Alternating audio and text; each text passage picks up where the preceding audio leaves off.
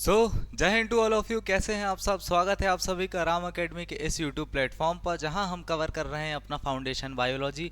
और जैसा कि आप सबको पता है भाई, ये हमारा अभी चल रहा है क्या, अपना डाइजेस्टिव सिस्टम यानी कि पाचन तंत्र, जिसमें हम ज़्यादातर चीज़ें आपकी कवर कर चुके हैं कि कैसा आपका भोजन जो है आपके मुंह से अंदर जाता है, अंदर जाने के बाद कैसे वो ईशोफेगस यानी कि ग्रास नली के थ्रू आपके आमाशय या फिर स्टमक में जाता है, वहाँ पर उसका कुछ पाचन या फिर डाइजेशन होता है। उसके बाद फिर वो छोटी आंत और बड़ी आंत में जाता है, यानी कि आपके स्मॉल इंटेस्टाइन और लार्ज इंटेस्टाइन में जाता है। फिर जो वेस्ट मटेरियल होता है वो आपकी बॉडी से बाहर निकल जाता है, और जो अच्छा मटेरियल होता है यानी जो पोषक तत्व होते हैं, है ना, वो सारी आपकी बॉडी में क्या हो जाते हैं, एब्जॉर्ब हो जाते हैं। तो यहाँ तक तो हमने भाई चीज़ें कवर कर चुके हैं, है ना। अब हमें क्या करना है, हमने आपको बताया था, मैंने आपको पहले बताया था कि हमारी बॉडी में डाइजेस्टिव सिस्टम को हम दो पार्ट में पढ़ते हैं, यानी कि आपका जो पाचन तंत्र है उसको दो भागों में बांटते हैं। कौन कौन सा? एक था आपका आहार नाल, जिसको हमने इंग्लिश में क्या कहा था, जिसको हमने कहा था एलिमेंट्री कैनाल। मैंने आपको बताया था कि ये जो एलिमेंट्री कैनाल होता है, ये एलिमेंट्री कैनाल आपका मुख से लेकर आपके एनस वाले भाग तक रहता है, यानी कि आपके बॉडी के सबसे पीछे जो पार्ट होता है वहां तक होता है ना। ये चीजें हमने कवर कर चुका है। अब सेकेंडरी हम जो बात करने वाले हैं, वो हम बात कर रहे थे किस चीज की, आपका जो एलिमेंट्री कैनाल होता है, उस एलिमेंट्री कैनाल या आहार नाल के अलावा साइड में कुछ ग्रंथियां होती हैं, यानी कि ग्लैंड्स होती हैं, जहां से आपके एंजाइम्स रिलीज होते हैं और उस आहार नाल या एलिमेंट्री कैनाल में वो एंजाइम जाते हैं। ये चीज़ें मैंने आपको बता चुका था, जिसमें से मैंने आपको दो जो आपकी ग्रंथि या फिर ग्लैंड्स थी उनके बारे में बता चुका था। क्या था वो ग्रंथि या ग्लैंड्स? मैंने आपको बताया था कि भाई अगर आपकी बॉडी में अगर जो भोजन है वो मुंह में जाता है, तो मैंने बताया था कि भाई आपका लार जो होती है, आपके मुख में सलाइवरी ग्लैंड होती है, यानी कि लार ग्रंथियां होती हैं, जहां से आपके एंजाइम निकलते हैं, है ना। जहाँ से आपके टाइलिन और ऐसे कुछ एंजाइम निकलते हैं, जो क्या करते हैं, आपके भोजन को चिपचिपा बनाते हैं। और एक चीज़ और मैंने बताया था कि ऐसा कोई सा एक मटेरियल है, मैंने बताया कि जैसे आपका भोजन होता है, भोजन मोस्टली आप जो कंज्यूम करते हैं वो कार्बोहाइड्रेट, प्रोटीन, वसा, विटामिन, है ना, इन चीज़ों में मतलब ऐसे रूप में लेते हैं। तो इसमें से कोई एक ऐसा मटेरियल था जो आपके मुंह से ही पचना स्टार्ट हो गया था, ठीक है। आपको बताना है वो क्या था, क्या तो कार्बोहाइड्रेट था, या तो प्रोटीन था, या तो वसा था, या विटामिन था, ठीक है। आपको ये चीज़ें बतानी है।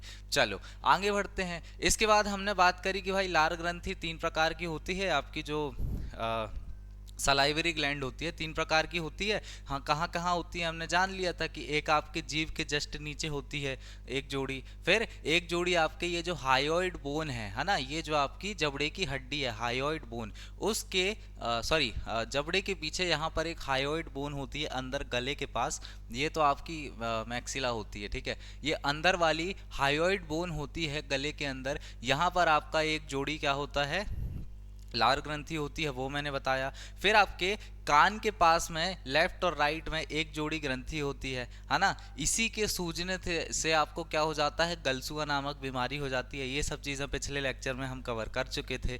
अब आप देखेंगे जो हमारा सेकेंड भाग था, जिसको हमने अग्नाशय या फिर इंग्लिश में पैनक्रियास कहा था। अग्नाशय या पैनक्रियास के बारे में भी मैंने आपको कुछ बातें बता चुका था कि भाई आपका जो अग्नाशय होता है ना, जो आपका पैनक्रियाज होता है, वो पैनक्रियाज आपका 1 सेकेंड, ओके, चलो, जो आपका पैनक्रियाज या फिर आहार नाल होता है, उससे भी कुछ आपके एंजाइम रिलीज होते हैं। याद है कौन कौन से? मैंने आपको पूरा चार्ट बताया था, और हम उस अग्नाशय या फिर पैनक्रियाज को, उससे निकलने वाले एंजाइम को पूर्ण पाचक रस कह रहे थे, है ना।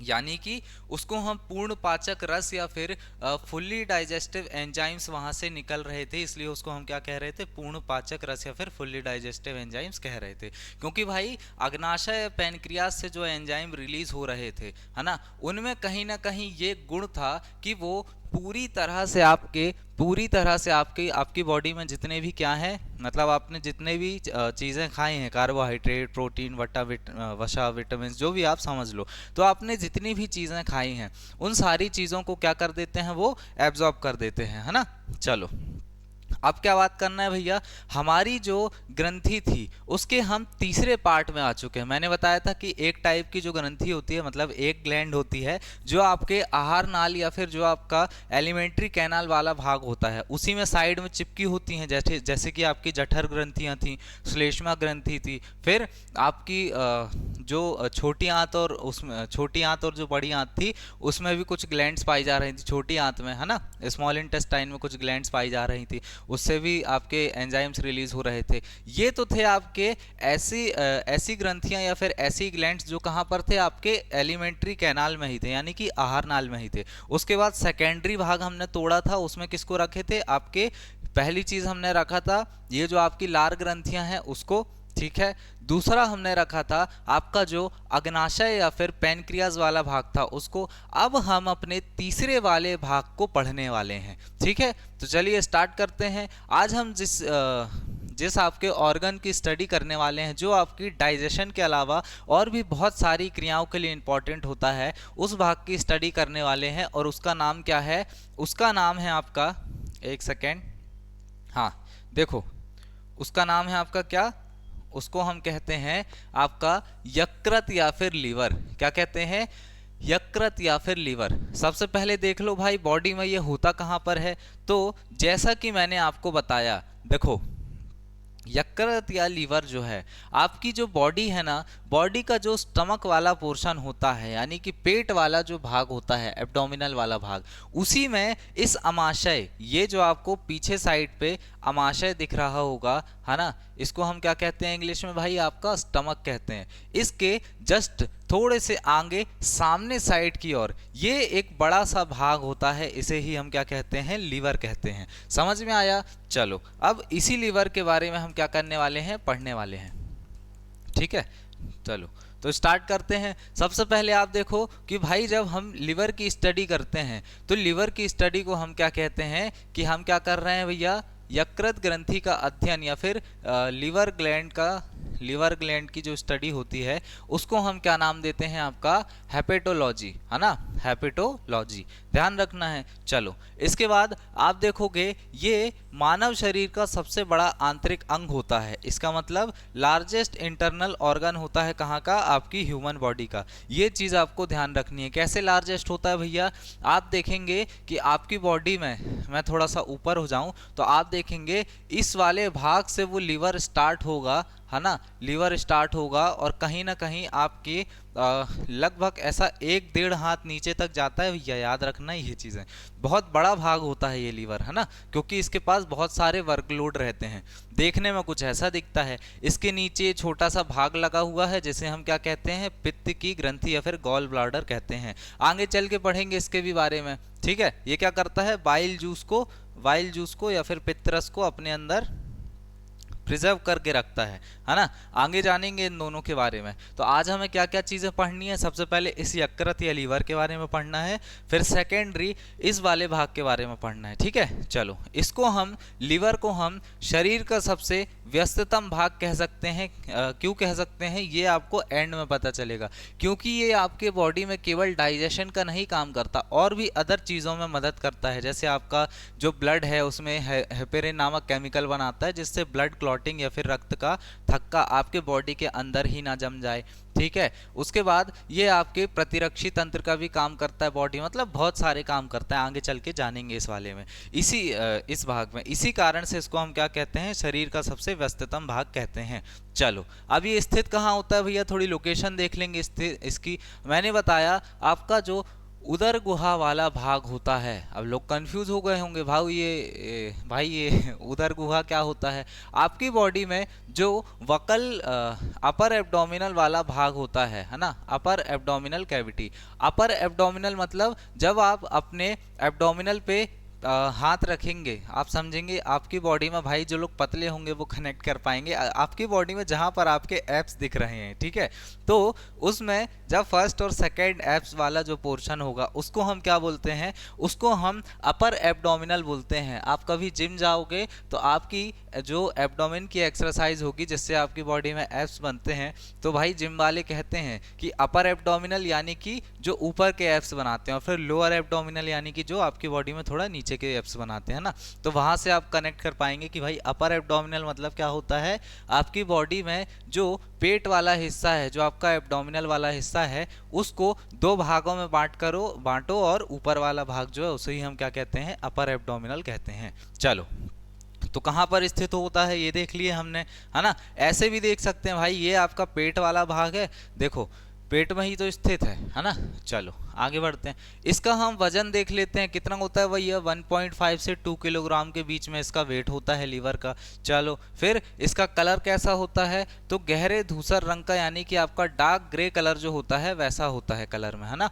चलो और देखो इसके बाद भाई ये जो आपका लीवर वाला पोर्शन है ना, ये जो आपका लीवर वाला पोर्शन है, एक छोटी सी बात और ध्यान रखो कि ये जो आपका लीवर होता है, मैंने आपको जितने भी अभी तक ऑर्गन पढ़ाए हैं, है ना, मैंने बताया हूं कि हर एक जो ऑर्गन है आपकी बॉडी का कहीं ना कहीं किसी न किसी स्टेज में बना है, ठीक है। और उस स्टेज को जब हम भ्रूण या फिर आपका जायगोट के रूप में बता रहे थे, जहां मैंने आपको बताया था कि भाई आपकी मतलब आप जब मेल बॉडी का स्पर्म और फीमेल बॉडी का जो एग है वो दोनों आपस में मिलते हैं, तो उससे भ्रूण या फिर जायगोट का फॉर्मेशन होता है, और फिर वहां पर 3 लेयर का फॉर्मेशन होता है जिसके अंदर आपके बेबी बनते, मतलब जिसके अंदर आपका बेबी बनता है ना। चलो, और जो वुमेन है 9 महीने तक उसको अपने अंदर रखती है।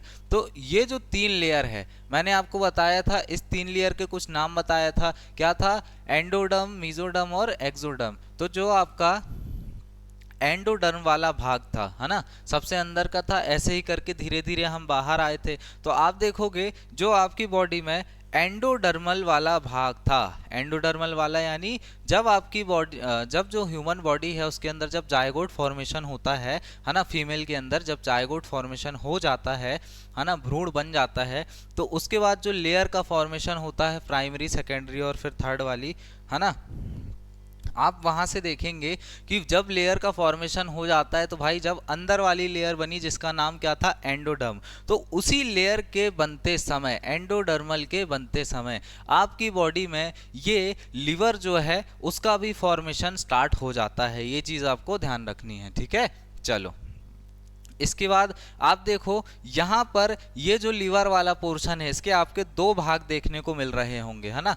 एक तो ये भाग देखने को मिल रहा होगा, दूसरा ये भाग देखने को मिल रहा होगा, और ये दोनों भाग इस पतली सी आपके, ये दोनों भाग इस पतले से पॉइंट के द्वारा जुड़े हुए हैं, मतलब ये पतली सी एक लेयर है दोनों के बीच में जिसके द्वारा ये जुड़े हुए हैं, है ना। तो आप देखो यहाँ पर एक पाली दूसरी पाली से, है ना, गिल्सन कैप्सूल से पृथक होती है, यानी इसी गिल्सन कैप्सूल से 2 भागों में हम डिवाइड कर सकते हैं किसे, इस आपके लीवर को। तो ये जो बीच वाला भाग है ना, जहां से आपको ये फर्स्ट लीवर का पोर्शन और ये सेकेंड लीवर का पोर्शन, ये दोनों आपस में जुड़ रहे हैं, इसी पार्ट को हम क्या कहते हैं, इस बीच वाले पार्ट को, जिससे ये फर्स्ट और सेकेंड आपस में जुड़ रहे हैं, इस बीच वाले पार्ट को ही हम क्या नाम देते हैं, गिल्सन कैप्सूल कहते हैं। ऐसा आप समझ सकते हैं, ठीक है। चलो इससे आपको ये चीजें याद भी हो जाएंगी। आगे बढ़ते हैं भाई, अब आप देखो, अब हम बात करने वाले किसकी, हमारा जो लीवर होता है उससे संबंधित कुछ स्टैटिक पोर्शन होता है जो आपको ध्यान रखना है। आगे यहाँ से आपको क्वेश्चन पूछे जाते हैं एग्जाम में, और इसके थ्रू आप उसका क्या कर सकते हैं, आसानी से आंसर निकाल सकते हैं। चलो देखते हैं कौन कौन से फैक्टर हैं भैया, कौन कौन से फैक्ट हैं याद रखने के। देखो सबसे पहले आप देखो कि यकृत जो है, हमारा जो लीवर जो है ना, उसकी इकाई को हम क्या नाम देते हैं, उसकी जो इकाई है उसको हम लोब्यूल नाम देते हैं। क्या नाम देते हैं, लोब्यूल नाम देते हैं। चलो अब यकृत की ये जो सेल हैं जिसे हमने लोब्यूल नाम दिया, ठीक है, वो सेल जो बनती हैं, यानी वो सेल जो बनाती हैं उनको हम क्या नाम देते हैं उनको, हम हेपेटोसाइट नाम देते हैं। यहाँ से आपको एक वर्ड क्लियर होगा कि भाई ये जो हेपेटो है ना, ये जो हेपेटो है, इसके आगे साइट लगा दो तो साइट का मतलब होता है कोशिका। तो आपका क्या बन गया, हेपेटोसाइट, यानी कि लीवर का फॉर्मेशन करने वाली सेल। लेकिन इसी जगह जब इस हेपेटो के आगे आप लगा दो हेपेटोलॉजी, लॉजी का मतलब है स्टडी, है ना, तो हेपेटोलॉजी का मतलब क्या हो गया, लीवर की स्टडी। समझ में आया? चलो, तो हेपेटोसाइट मतलब इसका फॉर्मेशन करने वाली, लीवर का फॉर्मेशन करने वाली सेल, और हेपेटोलॉजी मतलब लीवर की स्टडी। समझ में आया? चलो, अब यहाँ पर देखो, ये जो आपका यकृत या फिर लीवर वाला पोर्शन होता है, वहां पर आपको सर्वाधिक रिप्रोडक्शन यानी कि पुनर्जनन की क्षमता दिखती है। अब ये रिप्रोडक्शन या फिर पुनर्जनन की क्षमता क्या होती है, आप देखो, आपने कभी किसी छिपकली को देखा होगा, जब भी वो छिपकली, उसको कोई मतलब ऐसा लगता है, उसको कोई फियर होता है, कोई डर होता है उसके अंदर कि शायद मैं अभी मतलब नहीं रहूंगी, या फिर मतलब ऐसी चीज उसको डर लगे कि हाँ भाई अब मैं नहीं बचूंगी। तो अगर आपने उस छिपकली को पूंछ से पकड़ा है, ठीक है, तो वो क्या करेगी पता, अपनी पूंछ को आपके हाथ में ही छोड़ देगी और पूंछ से डिवाइड होके चली जाएगी, है ना। तो उसको हम क्या बोलते हैं, पूंछ कटी हुई छिपकली बोलते हैं। बट कुछ दिन बाद आप जब दोबारा उस छिपकली को देखोगे तो उसके अंदर एक नई पूंछ आ जाएगी। आप बोलोगे अइला जादू, मैंने तो थोड़े दिन पहले देखा था कि ये छिपकली की पूंछ तो मेरे हाथ में थी, मैंने खुद फेंका था बाहर ले जाके, अब इसमें दोबारा कैसे पूंछ आ गई छिपकली में। तो वो क्यों होता है, क्योंकि जो आपका छिपकली होती है ना, उसके अंदर उसकी जो पूंछ की सेल होती हैं, पूंछ की कोशिकाएं होती हैं, उनके अंदर रिप्रोडक्शन यानी पुनर्जनन की क्षमता पाई जाती है, जिसके कारण वो अपने पूंछ वाले भाग को मतलब दोबारा जनरेट कर सकती हैं, दोबारा बना सकती हैं। सेम ऐसा ही आपकी बॉडी का जो लीवर वाला पोर्शन होता है, ठीक है, वहां पर सर्वाधिक पुनर्जनन की क्षमता पाई जाती है, यानी रिप्रोडक्शन वहां पर सबसे फास्ट होता है, जिसके कारण आपका लीवर कभी भी डैमेज होता है ना, तो वो अपने आप को बहुत जल्दी हील कर लेता है। उसके पीछे का रीजन है, क्या रीजन है भैया, क्योंकि आप खुद सोचो, लीवर जो है इतना व्यस्त अंग है, आगे बताऊंगा क्यों है, बहुत सारे तंत्र में ये काम करता है। मतलब आपका जो एग्जीक्यूटरी सिस्टम यानी कि जो आपका उत्सर्जन तंत्र हो गया, उसमें भी काम करता है। इसके अलावा आपका जो परिसंचरण तंत्र यानी कि सर्कुलेटरी सिस्टम हो गया, जिसमें आपका ब्लड आता है, वहाँ पर भी काम करता है। फिर आपका पाचन तंत्र यानी कि डाइजेस्टिव सिस्टम हो गया, वहाँ पर भी काम करता है ना। तो आप समझो इतने सारे तंत्र का ये काम करता है, इतने सारे सिस्टम को कंट्रोल करता है। तो क्या इसको रेस्ट करने के लिए बहुत ज़्यादा टाइम मिलेगा? नहीं मिलेगा। और ये लीवर यकृत अपने काम को लेके इतना ईमानदार है कि ये खुद ज़्यादा रेस्ट नहीं करता और बोलता है क्या कि हाँ मैं बहुत जल्दी रिपेयर हो जाता हूँ, फिर मुझे काम करने जाना है, यानी कि वर्कोहॉलिक है। समझ में आ रहा है क्या है? वर्कोहॉलिक है। चलो, तो आप देखेंगे कि आपका जो लीवर वाला पोर्शन है उसमें क्या होता है, सर्वाधिक रिप्रोडक्शन की क्षमता पाई जाती है, यानी सबसे ज्यादा पुनर्जनन इसमें होता है।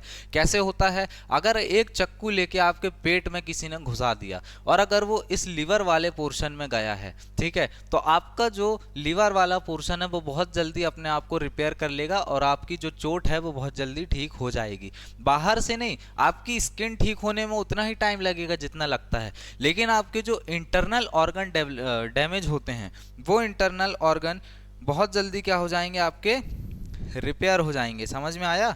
चलो आगे बढ़ते हैं, है ना, आ जाओ।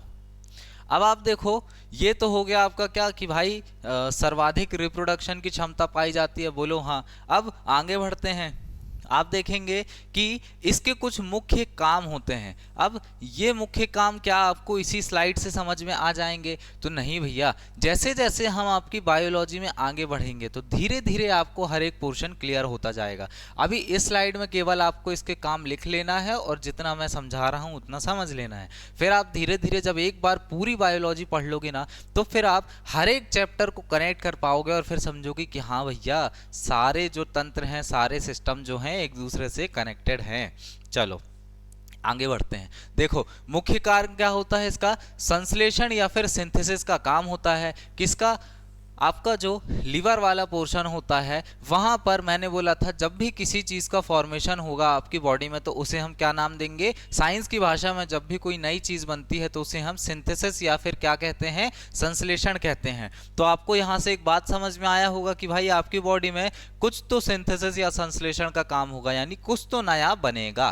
तो ध्यान रखते हैं क्या क्या बनेगा। देखो सबसे पहले ये हमारी बॉडी में पित्त रस यानी कि बाइल जूस का फॉर्मेशन करता है। इसको आप लिख लेंगे, ग्रीन कलर का होता है ये, इसको आप लिख लेंगे भाई, आगे हम इसको जानेंगे, ठीक है, कि ये पित्त रस या फिर बाइल जूस होता क्या क्या है, सॉरी, और क्या काम करता है। आप देखेंगे, थोड़ा सा बता देता हूं। देखो मैंने आपको बताया कि आपका जो लीवर है, लीवर के जस्ट नीचे एक पित्त की थैली होती है ना। इस पित्त की थैली के अंदर ही पित्त रस या फिर बाइल जूस रहता है ना, जो कि आपकी बॉडी में इस डक्ट या फिर इस नली के थ्रू आपकी बड़ी आंत वाले पोर्शन में जाता है, मतलब सॉरी छोटी आंत वाले पोर्शन में जाता है और खाने के साथ में मिक्स होके खाने को कैसा करता है, क्षारीय प्रकृति का यानी बेस इन नेचर बना देता है, जिसके कारण वो जो आपका भोजन होता है अच्छे से पच जाता है, अच्छे से उसका डाइजेशन हो जाता है।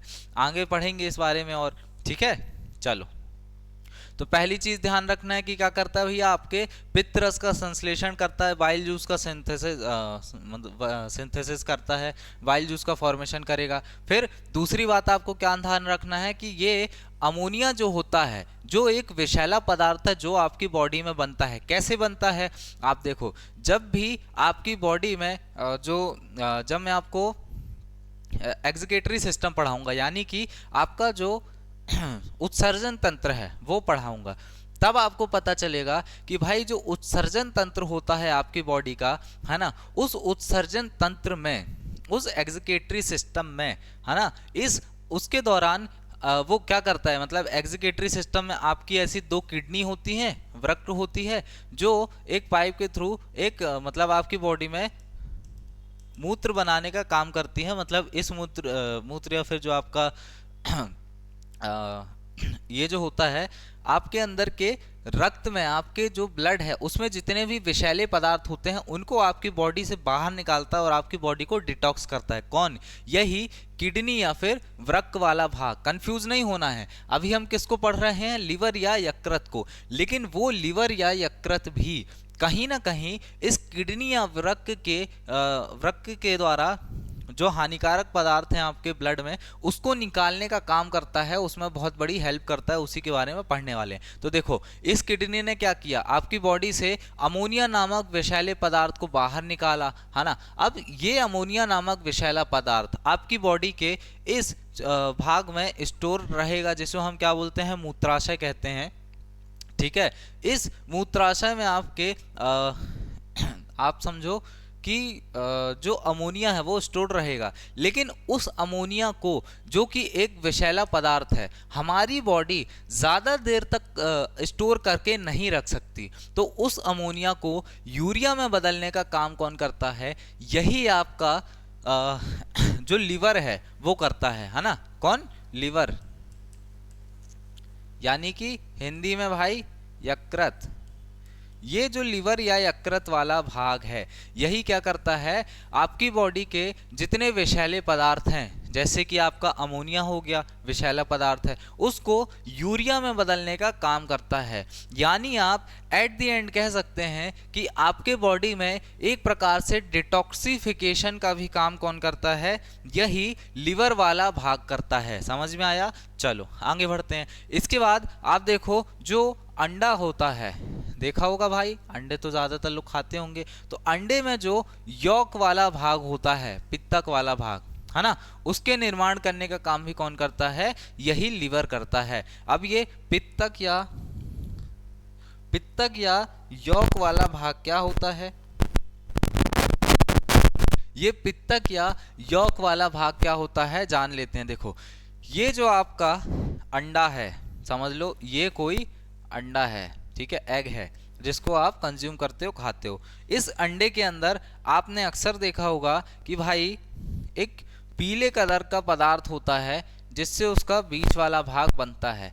यानी साइड में तो कैसा होगा, वाइट होगा, लेकिन बीच में पीला होता है। तो ये जो बीच में पीला है ना, इसी भाग को बनाने का काम आपका कौन करता है, इसी पीले वाले भाग को बनाने का काम आपका करता है ये लिवर या फिर यकृत। ध्यान रखना है। चलो फिर आप देखो, जब आपकी भ्रूणीय अवस्था होती है, यानी कि ये जब एम्ब्रियोनिक स्टेज होती है, ये क्या होता है, जिसको मैं बता रहा था कि भैया भ्रूण या जायगोट का फॉर्मेशन होगा जब आपके मेल बॉडी के स्पर्म और फीमेल बॉडी के ओवम मिलेंगे, और फीमेल बॉडी के आपके गर्भाशय में, यूट्रस में आपका क्या होगा, वहां पर आपका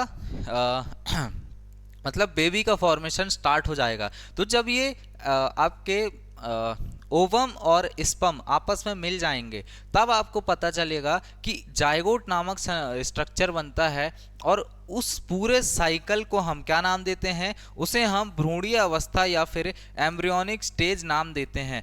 वहाँ पर आपके आरबीसी जो होते हैं, उस स्टेज में आपके जो आरबीसी वाला पोर्शन होता है ना, वो आरबीसी वाला पोर्शन कहीं ना कहीं, आरबीसी मतलब रेड ब्लड सेल्स, आपकी बॉडी में जब आप भ्रूणीय अवस्था में रहते हो, यानी कि अपने माँ के गर्भ में रहते हो, ठीक है, पेट में रहते हो, तो वहां पर आप देखोगे कि आपकी बॉडी में आरबीसी को बनाने का काम कौन करता है, आरबीसी को बनाने का काम यही लिवर करता है।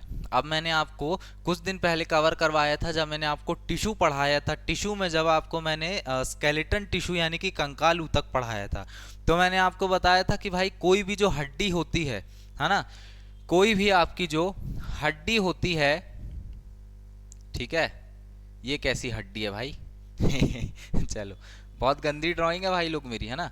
कोई भी आपकी जो हड्डी होती है, उस हड्डी के अंदर ये बीच वाले पोर्शन में मैंने आपको कहा था अस्थि मज्जा पाया जाता है। अस्थि मज्जा मतलब आपका बोन मैरो पाया जाता है।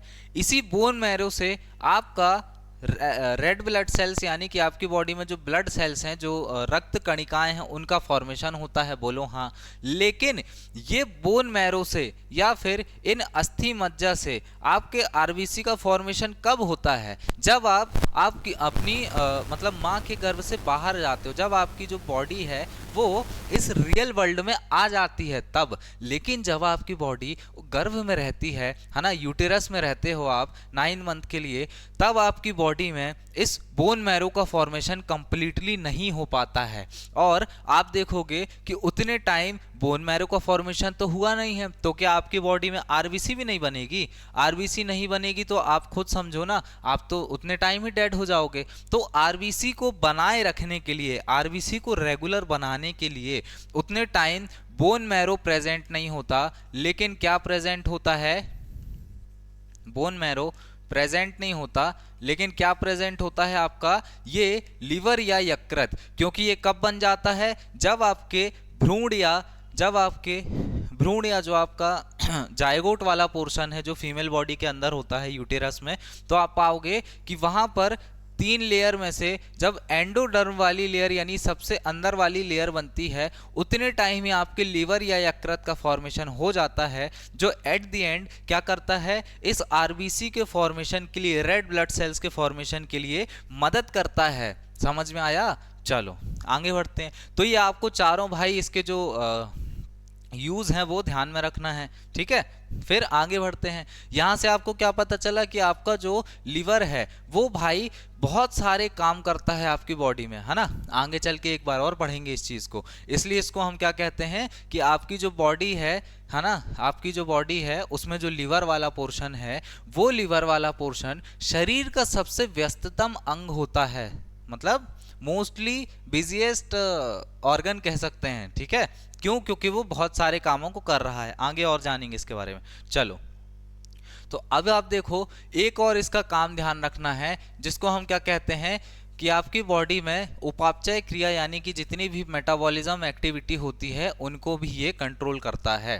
कैसे करता है? देखो, मैंने बोला, सोचो कभी आपने ऐसी डाइट लिया जिसमें क्या हो, कार्बोहाइड्रेट बहुत ज़्यादा हो बट प्रोटीन ना हो, है ना, या फिर कार्बोहाइड्रेट बहुत ज़्यादा हो, कार्बोहाइड्रेट बहुत ज़्यादा हो, वसा ना हो, फैट ना हो, तो क्या होगा? आपकी बॉडी बिना प्रोटीन के और बिना फैट के तो चलेगी नहीं, उसको तीनों चीज़ें चाहिए, है ना। तो होगा क्या कि आपका जो लीवर वाला पोर्शन है ना, वो जो आपकी बॉडी में जितना कार्बोहाइड्रेट आया, ठीक, उसमें से सिलेक्टिव पोर्शन को वो प्रोटीन में कन्वर्ट कर देगा और सिलेक्टिव पोर्शन को वो वसा में कन्वर्ट कर देगा, है ना, और बचे हुए भाग को कार्बोहाइड्रेट के फॉर्म में ही रहने देगा। इससे होगा क्या कि आपकी बॉडी में कार्बोहाइड्रेट, प्रोटीन, बसा, सॉरी बटा बोल रहा मैं, बसा, तीनों चीजें जितनी क्वांटिटी में चाहिए था उतनी क्वांटिटी में ये लिवर आपकी बॉडी में उन चीजों को पहुंचा देगा। समझ में आया? अब उन चीजों को पहुंचा देगा, फिर क्या होगा, आपकी बॉडी में जितनी चीजें जितनी क्वांटिटी में चाहिए थी उतनी मात्रा में मिल गई, फिर आपकी बॉडी का जो मेटाबॉलिज्म है यानी उपापचयी क्रिया है ना, वो कंप्लीट हो जाएगी या फिर नॉर्मल या सुचारू रूप से चलती रहेगी। समझ में आया? चलो देखो, यही चीज यहां लिखा है कि भाई आपकी बॉडी में जो कार्बोहाइड्रेट वाला भाग है, जब आपकी बॉडी में फैट या वसा की कमी होती है तो आपका जो लीवर वाला पोर्शन है ना, वो कार्बोहाइड्रेट का कुछ भाग वसा में परिवर्तित कर देता है। यानी आपको ध्यान रखना है कि कार्बोहाइड्रेट को वसा में कन्वर्ट कर देता है कौन? आपके लीवर वाला पोर्शन, जब आपकी बॉडी में वसा या फिर फैट की नीड होती है। चलो इसके बाद आप देखो प्रोटीन का क्या काम होता है ना, आपका लीवर प्रोटीन का क्या काम करता है। तो देखो, आपकी बॉडी में जो प्रोटीन वाला भाग है ना, ये प्रोटीन आपकी बॉडी में, क्योंकि एक कॉम्प्लेक्स सब्सटेंस होता है, यानी कि आपके इसका विघटन बहुत मुश्किल है, मतलब धीरे धीरे ये पाचित होता है, धीरे धीरे डाइजेशन होता है इसका आपकी बॉडी में। तो लीवर इसको क्या करता है, इसका विघटन करता है, यानी कि डिकम्पोजिशन करता है, जिससे ये छोटे छोटे रूपों में टूट जाता है। उसके बाद एट द एंड ये जल और CO2 और अमोनिया का फॉर्मेशन करता है। किन चीज़ों का? आपका जो प्रोटीन है वो लीवर के द्वारा विघटित हो जाता है, लीवर उसको विघटन का काम कर देता है, उसमें डिकम्पोजिशन कर देता है, जिसके बाद आपके वाटर, CO2 और अमोनिया बनते हैं, है ना। और फिर आप देखो, यही अमोनिया जो बन रहा है, इस अमोनिया को यूरिया में कन्वर्ट कर देगा कौन? आपका दोबारा लीवर। तो लीवर का काम केवल यही कंप्लीट नहीं हुआ कि उसने प्रोटीन का विघटन करके कार्बन डाइऑक्साइड, जल और ये बना दिया अमोनिया। बाद में इस अमोनिया को भी वो किस में बदलेगा? यूरिया में बदलेगा। हमने पिछले साइड में पढ़ा है ना। ये देखो, अमोनिया को यूरिया में बदलता है कौन? आपका लीवर वाला पोर्शन। चलो आगे बढ़ते हैं। अब आप देखो, फिर हम जाते हैं अपने तीसरे पार्ट पे, जिसे हम क्या कहते हैं? विअमीनीकरण, या फिर जिसको हम डीएमिनाइजेशन कहते हैं, sorry deamination, sorry okay. चलो, विअमीनीकरण या फिर डाई एमिनेशन। चलो आप लोग समझदार हो, पढ़ लोगे चलो आगे बढ़ते हैं। आप बस इतना समझो, ये जो नाम है, क्या इसको याद रखना इंपॉर्टेंट है? तो नहीं भैया, मेन इंपॉर्टेंट क्या है ध्यान रखना, कि आपकी बॉडी में जो अमीनो अम्ल होता है, ठीक है, उसको भी अमोनिया में बदलने का काम करता है कौन? यही आपका लीवर। यानी समझ रहे हो, लीवर को पता है कि मुझे एट द एंड अमोनिया से यूरिया बनाना है, ये मेरा काम है। लेकिन उसके बाद भी अब जो लीवर है उसको उसकी कैपेसिटी पता है कि भाई मैं केवल अमोनिया को यूरिया में बदल सकता हूं। तो वो ये चीज ट्राई करता है कि आपकी बॉडी के जितने भी कॉम्प्लेक्स सब्सटेंस हैं, यानी आपने जितनी भी चीजें खाई, आपके फूड में जितने भी ऐसे पदार्थ हैं जिनको विघटित होने में टाइम लगता है, जिनका डिकम्पोजिशन ईजी नहीं है, उनको वो एट द एंड कोशिश करेगा कि क्या बन जाए? आपका अमोनिया बन जाए, ठीक है। इसलिए वो प्रोटीन को भी अमोनिया में तोड़ रहा है। देखो, इस अमीनो अम्ल को भी अमोनिया में तोड़ रहा है, ठीक है। अब आप देखो, ये जो प्रोटीन को अमोनिया में उसने तोड़ दिया और इस अमीनो अम्ल को भी अमोनिया में तोड़ दिया, तो एट द एंड ये अमोनिया तो घातक मटेरियल होगा ना, इस अमोनिया को यूरिया में बदलकर बॉडी से बाहर निकाल देगा। समझ में आया? कौन? आपका लीवर वाला पोर्शन। तो इस प्रकार से ये आपकी बॉडी के मेटाबॉलिज्म को भी कंट्रोल करता है। समझ में आया? चलो, तो क्या क्या ध्यान रखना है कि आपकी बॉडी में अगर कार्बोहाइड्रेट, प्रोटीन और आपका क्या हो, अमीनो अम्ल हो, अमीनो एसिड हो, तो आपके कार्बोहाइड्रेट को तो वो मतलब कन्वर्ट कर देगा, है ना। वही फैट फिर आपकी बॉडी में स्टोर हो जाता है, कैसे, एनर्जी के फॉर्म में। आगे चल के पढ़ेंगे इसके बारे में। फिर प्रोटीन है तो उसका क्या करेगा, प्रोटीन को वो बदल देगा जल में कार्बन डाइऑक्साइड में, यानी वाटर, कार्बन डाइऑक्साइड और आपका जो अमोनिया है उसमें, ठीक है। और ऐसे ही अमीनो अम्ल को किस में बदल देगा, अमीनो एसिड को बदल देगा अमोनिया में। चलो, अमीनो एसिड को किस में बदल देगा, अमोनिया में बदल देगा। अब ये तो था आपका मेटाबॉलिज्म। इसके पहले हमने क्या पढ़ा कि और इसके जो छोटे छोटे काम हैं जिसे हम संश्लेषण या फिर सिंथेसिस के रूप में लिखे थे कि इन चीज़ों को बना रहा है, उसके बारे में जान लिए। इसके बाद हमने जान लिए क्या कि आपकी बॉडी में मेटाबॉलिज्म का काम भी करता है, उपापचय क्रियाओं को भी नियंत्रित करता है, वो जान लिए। अब हम जानेंगे कि आपकी बॉडी में, मैंने बोला भाई आपने जब कार्बोहाइड्रेट के रूप में, मैंने बोला आपने बहुत सारा चावल खा लिया, है ना, आपने बहुत सारा चावल खा लिया। चावल में मोस्टली क्या होता है, कार्बोहाइड्रेट। तो आपकी बॉडी को जितना कार्बोहाइड्रेट की ज़रूरत है उतना वो तुरंत में तो ले लेगा, लेकिन बचे हुए कार्बोहाइड्रेट को वसा के रूप में, फैट के रूप में कन्वर्ट करेगा कौन, आपका यही जो लीवर है वो, और उस फैट को फिर आपकी बॉडी में स्टोर कर देगा।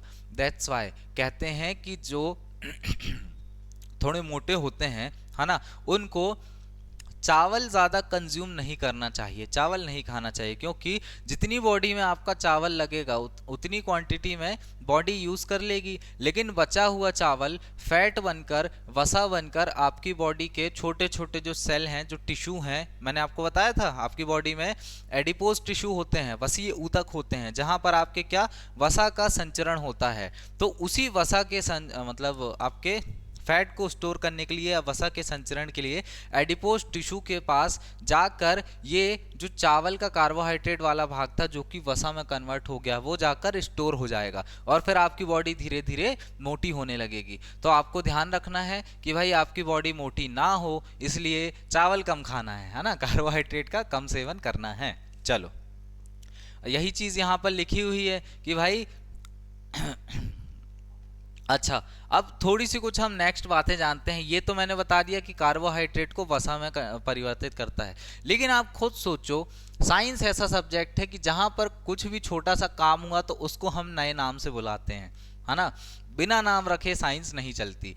तो होगा क्या कि भाई आगे देखो, आपकी बॉडी में जो कार्बोहाइड्रेट है ना, उसको वसा के रूप में कन्वर्ट किया और फिर स्टोर कर लिया पूरी बॉडी में, लेकिन एट द एंड आपकी बॉडी में जो एनर्जी है वो स्टोर होती है। हम आपने खाया कार्बोहाइड्रेट, एट द एंड मिला क्या आपको, ग्लूकोज, जिससे आपको एनर्जी मिलती है। मैंने बताया था, याद है कि एक एटीपी एनर्जी बनती है ना, किससे, माइटोकॉन्ड्रिया के थ्रू, सेल चैप्टर में पढ़ाया था। वो 7.3 किलो कैलोरी ऊर्जा निकालती है, जो कि एट द एंड आपके किससे बनती है, ग्लूकोज के उससे बनती है। मैंने बताया था ग्लूकोज के रूप में आपकी बॉडी में एनर्जी क्या होती है, यूज होती है। तो ग्लूकोज के रूप में एनर्जी यूज तो होगी, लेकिन जब एनर्जी को स्टोर करने की बारी आएगी, एनर्जी को आपकी बॉडी में स्टोर करने की बारी आएगी, तो वो स्टोरेज का काम कौन करेगा, वो आपका ये लीवर वाला पोर्शन ही करता है। कैसे करता है, चलो उसके बारे में थोड़ी सी बातें कर लेते हैं। आओ देखो, मैंने बोला भाई आपकी बॉडी में ग्लूकोज के रूप में एनर्जी यूज होती है, बोलो हाँ। जब वो ग्लूकोज एक्सेस क्वांटिटी में हो जाएगा, यानी कि बहुत ज़्यादा हो जाएगा, तो उसको ग्लाइकोजन के फॉर्म में कन्वर्ट करेगा कौन, उसको ग्लाइकोजन के फॉर्म में कन्वर्ट करेगा आपका वही लिवर। और उसके उस प्रोसेस को हम क्या नाम देंगे, उसको हम नाम देंगे ग्लाइकोजेनेसिस। क्या नाम देंगे, ग्लाइकोजेनेसिस। जब आपकी बॉडी में जो एक्सेस ग्लूकोज है वो कन्वर्ट हो जाएगा किसमें, ग्लाइकोजन के फॉर्म में, ठीक है, लिखा हुआ है कि एक्सेस ग्लूकोज जो है वो कन्वर्ट हो जाएगा ग्लाइकोजन के फॉर्म में, फिर आपकी बॉडी में स्टोर हो जाएगा वो फैट के रूप में, ठीक है। चलो, अब जब ये ग्लाइकोजन जो आपकी बॉडी में स्टोर हो गया है, तो क्या हमेशा स्टोर रहेगा, नहीं भैया। जब आप फास्ट करते हो, यानी कि जब आपका उपवास रहता है ना, जिसमें आप कोई भी फूड कंज्यूम नहीं करते, खाना नहीं खाते हो, या फिर जब आप डाइट में रहते हो, यानी कि कम खाना खाओगे, तो इसी स्टोर हुए फूड का इसी संचित हुए वसा का यानी इसी ग्लाइकोजन का एट द एंड आपकी बॉडी यूज करती है, लेकिन इस ग्लाइकोजन का डायरेक्ट यूज तो कर नहीं पाएगी आपकी बॉडी। तो क्या होता है, ये ग्लाइकोजन वापस कन्वर्ट होता है ग्लूकोज के रूप में। समझ में आया? और फिर इस ग्लूकोज का आपकी बॉडी यूज करती है, यूज्ड बाय बॉडी। ध्यान रखना है आपको भाई, आपकी बॉडी यूज करती है किसका? ग्लूकोज का। लेकिन जब ग्लूकोज बहुत ज्यादा क्वांटिटी में हो जाए तो उसको ग्लाइकोजन के फॉर्म में कन्वर्ट कर देती है और फिर ये ग्लाइकोजन आपकी बॉडी में स्टोर हो जाता है। इस प्रोसेस को हम क्या नाम देते हैं? ग्लाइकोजेनेसिस। लेकिन जब आपने बहुत दिन तक कुछ नहीं खाया या फिर आप कहीं फंस गए, वो मैन वर्सेस वाइल्ड देखे होगे आपने, बेयर ग्रिल्स का, उसके जैसे अगर आप कहीं पर जंगल में फंस गए, आपको 2-3 दिन खाना नहीं मिला, तो ये जो आपकी बॉडी में ग्लाइकोजन के फॉर्म में ग्लूकोज जमा हुआ है, एनर्जी जो आपकी बॉडी में है, उस एनर्जी को ग्लाइकोजन से वापस ग्लूकोज के रूप में कन्वर्ट करने का काम करेगा कौन? यही लीवर। और इस ग्लूकोज से ग्लाइकोजन के कन्वर्ट होने की प्रोसेस को हम क्या नाम देंगे? उसको हम नाम देंगे ग्लाइकोजिनोलाइसिस। क्या नाम देंगे? ग्लाइकोजिनोलाइसिस। क्या नाम देंगे भाई? ग्लाइकोजिनोलाइसिस। याद ध्यान रखना है, जिसमें क्या होगा, आपकी बॉडी में जो ग्लाइकोजन के फॉर्म में स्टोर्ड एनर्जी थी उसको वापस यूज होना है, इसलिए वो कन्वर्ट हो जाएगी किस में? ग्लूकोज के फॉर्म में। ये देखो, ग्लाइकोजन को ग्लूकोज में बदलता है। कौन बदलता है भाई? आपका जो लीवर है वही बदलता है। ठीक है, चलो इसके बाद एक छोटा सा नाम और ध्यान रखना है कि इस ग्लूकोज से, ठीक है, इस ग्लूकोज से हमको एनर्जी मिलती है। तो क्या ये ग्लूकोज हमें केवल उससे ही मिलेगा? मतलब जो कार्बोहाइड्रेट है जो कि आपकी बॉडी में ग्लाइकोजन के फॉर्म में स्टोर हुआ था, क्या केवल उसी से मिलेगा? तो नहीं। देखो, आपकी बॉडी में जो वसा यानी कि फैट है, उसके अलावा आपकी बॉडी में जो अमीनो एसिड बन रहा है, इन दोनों से भी ग्लूकोज में कुछ सब्सटेंस कन्वर्ट हो जाएंगे। ठीक है, मतलब आपकी बॉडी में जो वसा है और अमीनो अम्ल है, जिसको हम फैट बोलेंगे और अमीनो एसिड बोलेंगे, वही, तो इन दोनों के कुछ सब्सटेंस कन्वर्ट हो जाएंगे किस में? आपके ग्लूकोज के फॉर्म में। और ये ग्लूकोज एट द एंड आपको एनर्जी देगा। और बचे हुए सब्सटेंस, वसा और अमीनो अम्ल के बचे हुए सब्सटेंस, ये वसा तो फिर आगे चल के किस में कन्वर्ट होगा? जैसा कि मैंने बताया, ग्लाइकोजन में। लेकिन ये जो अमीनो एसिड है, ये आगे चल के अमोनिया में कन्वर्ट हो जाएगा। थोड़ी देर पहले ही हम पढ़ते हुए आ रहे हैं इस चीज को, है ना। देखो, अमीनो एसिड या अमीनो अम्ल जो है वो अमोनिया में बदल जाएगा। और बदलेगा कौन? यही आपका लीवर वाला भाग। समझ रहे हो?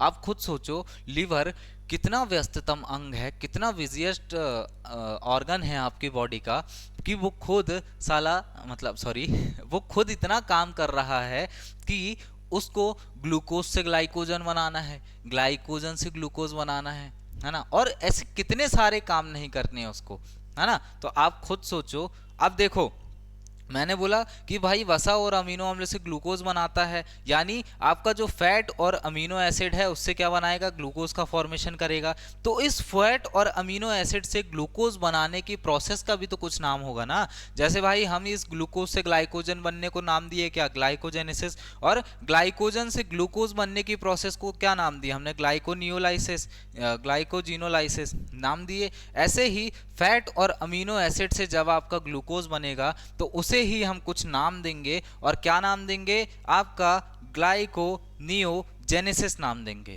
क्या नाम देंगे? ग्लाइकोनियोजेनेसिस, क्योंकि एट द एंड इससे फैट और अमीनो एसिड से ग्लूकोज का फॉर्मेशन हो रहा है। समझ में आया? चलो आगे बढ़ते हैं। अब आप देखो, अब हम बात करेंगे किस चीज की? अब हम बात करेंगे कि भाई हमारी बॉडी में भंडारण यानी कि स्टोरेज का काम होता है। ठीक है, उसके अलावा रक्त का जो प्रोटीन होता है यानी ब्लड प्रोटीन जो होता है, उसमें भी लिवर कैसे यूज करता है ना। पहले मैंने आपको हिंट दी थी कि आपकी बॉडी में हेपेरिन नामक मटेरियल होता है जो आपको ब्लड को क्लॉटिंग से बचाता है, ब्लड खून के जमने से बचाता है अंदर साइड पे, है ना। तो उसके बारे में हमें जानना है। चलो एक सेकेंड, चलो आगे बढ़ते हैं। अब आप देखो, मैंने क्या बोला आपसे कि भाई आपकी बॉडी में जो विटामिन्स वाला पोर्शन है, आगे बढ़ते हैं थोड़ा सा, लीवर इनका संग्रहण का काम करता है। यानी आपका जो लीवर है, यकृत वाला पोर्शन है, ठीक है, वो स्टोर करता है किसका? विटामिन्स का। और कौन से विटामिन्स का? आप देखो, आपके ए हो गया vitamin A, vitamin D, vitamin E और विटामिन के, ठीक है। उसके बाद विटामिन B12, ये 5 प्रकार के विटामिन्स होते हैं जिनका आपका स्टोरेज का काम करता है। कौन? यही यकृत या फिर लीवर। ध्यान रखना है। कैसे याद कर सकते हो इसको? आप लिखो कौन कौन से विटामिन स्टोर करता है भाई? कीड़ा। क्या ध्यान रखना है आपको? कीड़ा। कीड़े का स्टोरेज कौन करेगा? आपका यकृत या लीवर करेगा। अब विटामिन KE, कौन कौन से? विटामिन KE, ये चारों का स्टोरेज करेगा। और एक नाम और ध्यान रख लो, V12 आपका। कौन सा? V12। तो आपको क्या ध्यान रखना है? एक कीड़े का स्टोरेज करेगा आपका यकृत, कीड़े का, ठीक है, कीड़ा। और दूसरा नाम क्या ध्यान रखना है? V12। तो ये दोनों बातें आपको ध्यान रखना है। यानी विटामिन्स के स्टोरेज का काम भी कौन करता है? यकृत या लीवर ही करता है। ध्यान रखना है। चलो, इसके बाद आगे देखो, आपकी बॉडी में जो रक्त होता है, जो ब्लड होता है ना, उस ब्लड में कुछ आपके मटेरियल्स पाए जाते हैं, है ना। उन मटेरियल्स के थ्रू आपका ब्लड जमने से बचाता है। उसमें कुछ प्रोटीन्स पाए जाते हैं। उन सबको बनाने का काम या फिर वो केमिकल रिलीज करने का काम कौन करता है? आपका लीवर या यकृत करता है। पढ़ लेते हैं। देखो, ये जो हेपरिन वाला पदार्थ है, जिसको हम प्रतिस्कंदक भी बोलते हैं, ये रक्त के स्कंदन यानी ब्लड क्लॉटिंग, यानी खून को आपकी बॉडी के अंदर जमने से बचाता है। कौन? यही हेपेरिन नामक मटेरियल। और इस हेपेरिन नामक जो सब्सटेंस है, इसके सेक्रेशन, हेपेरिन नामक हार्मोन के सेक्रेशन या फिर स्त्रावण का काम कौन करता है? आपके उसी लीवर के द्वारा ये काम किया जाता है। जो आपकी बॉडी में क्या काम करता है? प्रतिस्कंदक यानी एंटीकोगुलेंट का काम करता है, जो आपकी बॉडी में, बॉडी के अंदर रक्त का थक्का यानी ब्लड क्लॉटिंग होने से बचाता है। अब इसके अलावा आप देखो, रक्त के थक्के को बनने के लिए जो 2 प्रोटीन इंपॉर्टेंट होते हैं, कौन कौन से? एक होता है आपका प्रोथ्रोम्बिन, क्या? प्रोथ्रोम्बिन। और दूसरा होता है आपका फाइब्रिनोजन। ये दोनों प्रोटीन ही मिलकर, जैसे आपकी बॉडी में कहीं पर चोट लगी है ना, चोट लगने पर वहां पे ब्लड निकला, कुछ देर निकलेगा, फिर वो ऑक्सीजन के कांटेक्ट में आएगा और फिर जम जाएगा। तो उसके जमने के पीछे का रीजन यही है कि उसमें ऐसे छोटे छोटे आपके रेशे पाए जाते हैं जो जालीनुमा संरचना बना लेते हैं, जिसके बीच में आपके छोटे छोटे जो ब्लड है ना, वो ब्लड ऐसे फंस जाते हैं, है ना। ब्लड के जो छोटे छोटे क्लॉट होते हैं, है ना, ब्लड की जो बूंद होती है, रक्त की बूंद, तो ऐसे छोटी छोटी इन्हीं जालों के बीच में फंस जाती है। और एट द एंड आपका क्या हो जाता है? ये जाल वाला स्ट्रक्चर पूरे से पैक हो जाता है और आपका जो घाव है वो पूरी तरह से कैसा हो जाता है? थोड़ा हार्ड स्ट्रक्चर का हो जाता है और उससे खून निकलना बंद हो जाता है ना।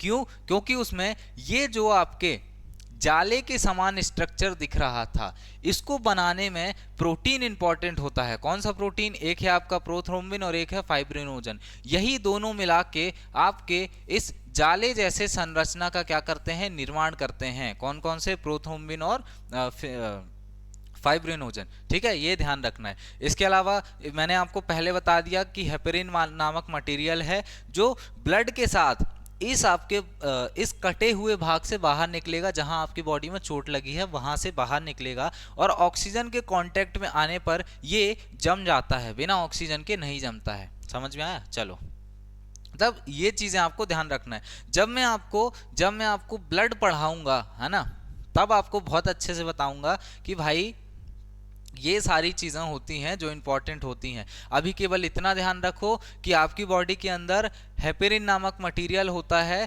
ठीक है, हेपेरिन नामक मटेरियल होता है जो ब्लड को आपकी बॉडी के अंदर क्लॉटिंग से बचाता है ना, क्योंकि ये ऑक्सीजन के कांटेक्ट में नहीं आ पाता। चलो, इसके बाद ब्लड क्लॉटिंग कराने के लिए जो इंपॉर्टेंट मटेरियल होते हैं, जिनको हमने क्या नाम दिया, प्रोथ्रोम्बिन और फाइब्रिनोजन नामक प्रोटीन नाम दिया, वो दोनों इंपॉर्टेंट हैं, है ना, आपकी ब्लड की क्लॉटिंग के लिए। और उन दोनों को भी बनाने का काम, निर्माण का काम कौन करता है, आपका यही जो लीवर वाला पोर्शन है वो करता है। समझ में आया? चलो आगे बढ़ते हैं। आप देख रहे हो लीवर के ऊपर कितना स्ट्रेस है, बेचारा कितना काम कर रहा है। अब यहां पे आपको कुछ छोटी बातें ध्यान रखना है, जैसे ही एक सेकेंड, हाँ चलो, कुछ छोटी बातें ध्यान रखना है। अब हम टॉपिक पढ़ रहे हैं क्या, विषहरण और आपकी कुफ्फर सेल, इनके बारे में, यानी डिटॉक्सिफिकेशन के बारे में पढ़ना है और कुफ्फर सेल के बारे में पढ़ना है। होता क्या है ये दोनों चीजें, चलो जानते हैं। सबसे पहले आप देखो, आपका जो बड़ी आंत वाला पोर्शन होता है, जो लार्ज इंटेस्टाइन वाला पोर्शन होता है, वहां पर एक पूती भवन नामक प्रोसेस होती है ना, एक पोट्रिफिकेशन नामक प्यूट्रिफैक्शन नामक क्या होती है, मेथड होती है, जिसके कारण आपकी लार्ज इंटेस्टाइन की जितनी भी डैमेज टिश्यूज हैं, क्या बोला मैंने, एक आपका पूती भवन नामक प्रोसेस होती है, जिसको हमने इंग्लिश में यहाँ अंडरलाइन कर दिया है। उस प्रोसेस में क्या होता है कि आपकी जो बड़ी आंत यानी कि लार्ज इंटेस्टाइन वाला एरिया है, वहां पर जो आपके टिश्यूज होते हैं, है ना, जो ऊतक होते हैं, वो टिश्यू या ऊतक जब डैमेज हो जाते हैं, तो डैमेज होने के बाद आप देखोगे कि कहीं ना कहीं वो टिश्यू या ऊतक डैमेज होने के बाद आप देखोगे कि कुछ डिटॉक्स केमिकल, मतलब आपके टॉक्सिक केमिकल का निर्माण करते हैं, यानी कि कुछ विष या फिर जहरीले पदार्थों का निर्माण करते हैं। क्योंकि भाई आप खुद सोचो, आपकी बॉडी के अंदर अगर कोई चीज सड़ रही है, गल रही है, तो कहीं ना कहीं इन्फेक्ट ही तो करेगी बॉडी में, है ना। तो ऐसे ही आपकी बॉडी का जो बड़ी आंत या फिर लार्ज इंटेस्टाइन वाला एरिया है, अगर वो आपकी बॉडी में विषैले पदार्थ उत्पन्न करेगा, कैसे, इस पूती भवन प्रोसेस के थ्रू, जिसमें क्या होता है, आपके बॉडी के जो सॉफ्ट टिश्यूज होते हैं वो ब्रेक डाउन हो जाते हैं, किसके कारण, बैक्टीरिया और फंगल एक्टिविटी के कारण।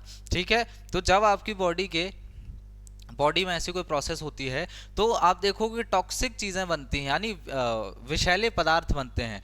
उन विषैले पदार्थ को आपके बड़ी आंत से रक्त वाहिनियों के थ्रू, यानी ब्लड वेसल्स के थ्रू, जहां से एब्जॉर्प्शन का काम होता है ना, ये जो लिवर है, जो आपका यकृत है, रक्त वाहिनियों के थ्रू, ब्लड वेसल्स के थ्रू आपकी बॉडी के यकृत या फिर लीवर वाले भाग में लेकर आता है, यानी अपने अंदर लेकर आता है इन ब्लड वेसल्स या फिर रक्त वाहिनियों की हेल्प से।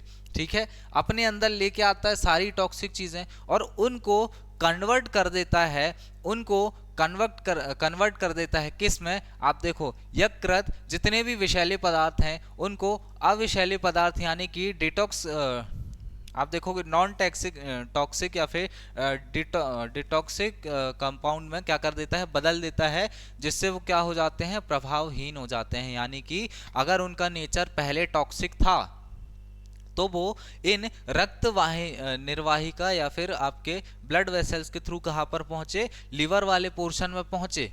फिर उस लीवर ने किस में कन्वर्ट कर दिया, उस टॉक्सिक सब्सटेंस को, उस विषैली चीजों को कन्वर्ट कर दिया कि भाई वो डिटॉक्स हो जाएंगी, यानी कि उनमें जहर नहीं रहेगा, और फिर उनको मतलब वही प्रभावहीन कर देता है, डिटॉक्स कर देता है, वही लिखा है उसमें। फिर आपकी बॉडी के जो एग्जीक्यूटरी सिस्टम होते हैं, उत्सर्जन तंत्र होते हैं, उनके द्वारा आपकी बॉडी से वो चीजें बाहर निकाल दी जाती हैं, है ना। अब उत्सर्जन तंत्र में क्या क्या चीजें आती है, एक छोटा सा देख लो। सबसे पहले तो आप मतलब जो पूप करते हो, ठीक है, वो आता है। फिर आप देखोगे जो आप मतलब जब आप वॉशरूम जाते हो, मतलब टॉयलेट जो होती है, ठीक है, वो भी आपका किस में आता है, एग्जीक्यूटरी सिस्टम के थ्रू आपकी बॉडी से जो हानिकारक चीजें होती हैं वो बाहर निकलती हैं। फिर आपकी बॉडी में जो स्वेटिंग होती है, पसीना होता है, वो भी क्या है, टाइप ऑफ एग्जीक्यूटरी सिस्टम, यानी कि आपकी बॉडी से हानिकारक चीजों को बाहर निकालता है। आपकी बॉडी को बॉडी की गर्मी को कम करने के लिए पसीना बाहर आता है ताकि आपकी बॉडी का टेम्परेचर नॉर्मल रह सके, समझ रहे हो। ये सारी चीज़ें हम पढ़ेंगे आगे चल के धीरे धीरे जब बायोलॉजी आगे बढ़ेगी।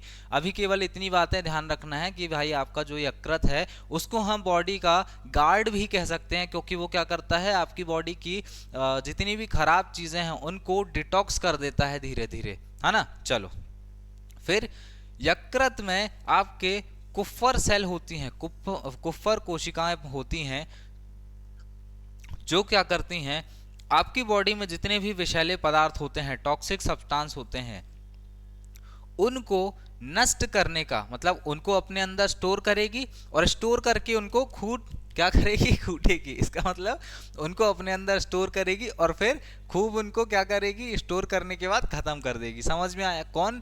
आपके जो लीवर की ये जो कुफ्फर सेल हैं वो, समझ आया। चलो आगे बढ़ते हैं। तो भाई ये आपको ध्यान रखना है कि कैसी लीवर आपकी बॉडी में डिटॉक्सिफिकेशन का भी काम करता है और लीवर में कुफ्फर सेल पाई जाती हैं जो मेनली आपके डिटॉक्सिफिकेशन में हेल्प करती हैं, ध्यान रखना है। चलो आगे बढ़ते हैं। अब ये बारी आती है आपकी पित्ताशय की।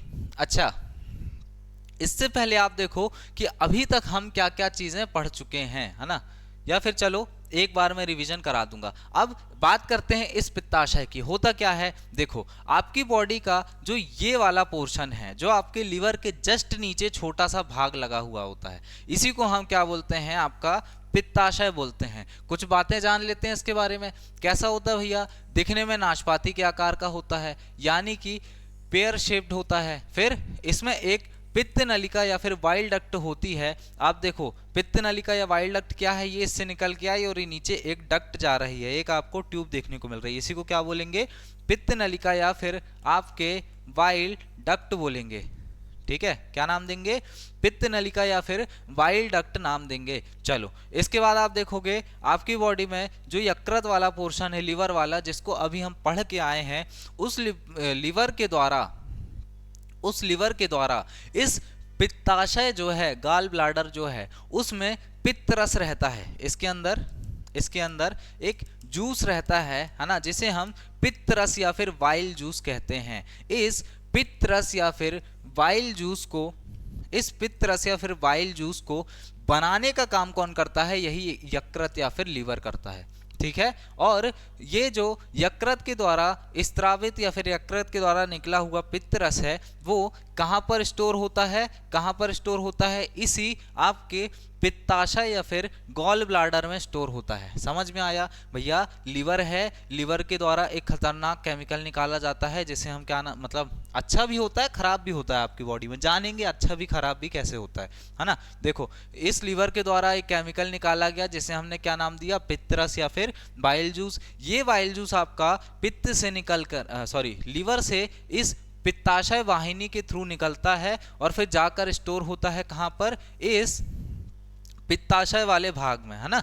वाइल जो आपका गॉल ब्लाडर होता है वहां पर स्टोर होता है। अब इस गॉल ब्लाडर में स्टोर हो रहा है, बोलो हाँ। इस गॉल ब्लाडर के अंदर क्या स्टोर हो रहा है, यही आपका पित्तरस। अब ये पित्तरस आगे चल के आपकी बॉडी में बहुत सारे काम करता है जिसको हम जानेंगे, है ना। उससे पहले आपका देखो जो आपका पित्त होता है यानी कि जो बाइल जूस होता है वो आपके पक्वाशय वाले भाग में, पक्वाशय क्या होता है, ड्यूडेनम वाला एरिया, यानी जो आपका छोटी आंत वाला भाग है ना। आगे चल के पढ़ेंगे, मैंने आपको पहले बताया था कि छोटी आंत वाला भाग है जिसमें ऐसे सी शेप का अपना भाग पाया जाता है जिसे हम क्या नाम दे रहे थे, ड्यूडेनम। ये पित्तरस का मतलब पित्ताशय का जो ये पित्त नलिका वाला भाग है, ये पित्त नलिका या फिर बाइल डक्ट जाकर इसी ड्यूडेनम में खुलती है और इस पित्ताशय से इस ड्यूडेनम वाले भाग में जो पित्त गिरता है, यानी कि जो इसके अंदर जो केमिकल मौजूद है जिसे हमने क्या नाम दिया, पित्त रस नाम दिया, वो इस ड्यूडेनम वाले भाग में जब गिरता है तो उसे उस गिरने की प्रोसेस को हम क्या नाम देते हैं, उसे प्रतिवर्ती क्रिया या फिर रिफ्लेक्स एक्शन कहते हैं। यानी वो चीजें ऑटोमेटिक होती हैं। जैसे आप समझो मैंने कहीं, मेरा हाथ कहीं पे चबा तो तुरंत पीछे खींचूंगा, अगर मैंने गर्म पानी में हाथ डाला तो तुरंत पीछे खींचूंगा, अगर मेरे कान के पास मच्छर आया तो मैं तुरंत ऐसे ऐसे करूंगा, है ना। अगर मेरी यहाँ पर खुजली हुई तो मेरा ये हाथ तुरंत ऐसे आ जाएगा और खुजलाने लगेगा। ये सब क्या होते हैं, ऐसी चीजें जो बिना सोचे समझे हो जाएं, जैसे कि आपके आंख का भी फड़कना, है ना। आपकी आंख का जो फ्रंट वाला एरिया उसको हम ऊपर नीचे जो करते हैं, तो क्या हम अपनी मर्जी से कर रहे हैं? नहीं, रिफ्लेक्स एक्शन में आता है। यानी ऐसे एक्शन जो बिना हमारे सोचे समझे ऑटोमेटिक होते रहें, उसे हम क्या कहते हैं? Reflex action. जानेंगे रिफ्लेक्स एक्शन को तब जब आपका क्या बोलते, जब हम ब्रेन के बारे में स्टडी करेंगे, है ना। ठीक है, जब तंत्रिका तंत्र या फिर नर्वस सिस्टम के बारे में कंप्लीट जानेंगे तब हम बात करेंगे रिफ्लेक्स एक्शन के बारे में। अभी बस आप इतना समझो कि इसी रिफ्लेक्स एक्शन या फिर प्रतिवर्ती क्रिया के फलस्वरूप आपका जो पित्ताशय है, पित्ताशय में जो पित्त होता है ना, बाइल जूस होता है, वो पक्वाशय यानी कि ड्यूडेनम या फिर जिसको हम ग्रहणी भी कहते हैं, जो छोटी आंत का एक भाग होता है, किसका? स्मॉल इंटेस्टाइन या फिर छोटी आंत का एक भाग होता है। इस छोटी आंत के भाग में आकर गिरती है ग्रहणी, छोटी आंत के ग्रहणी वाले भाग में आकर गिरती है कौन? ये गिरता है ये बाइल जूस। समझ आया? चलो आगे बढ़ते हैं। इसके बाद आप देखो, ये जो पित्तरस है इसके बारे में कुछ बातें जान लेते हैं। देखो, इसके हम संरचना या फिर कंपोजिशन देख लेते हैं। भाई सबसे ज्यादा होता है वाटर, कितना? 85%। फिर इसमें 12% होता है क्या? वाइल्ड पिगमेंट होते हैं, यानी कलर होता है आपका कौन सा? पित्त वर्णक होता है, जिससे ये रंग पीला हो जाता है।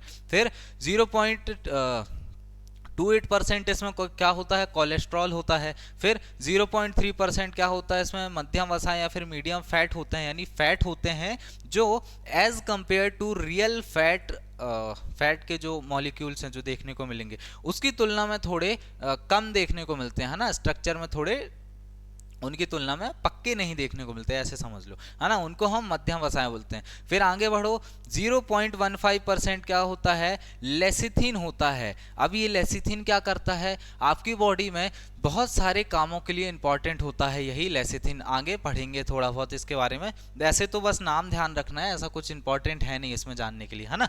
चलो अब आप देखो भाई, इस पित्तरस के बारे में कुछ बातें हमें जानना है, जान लेते हैं फटाफट।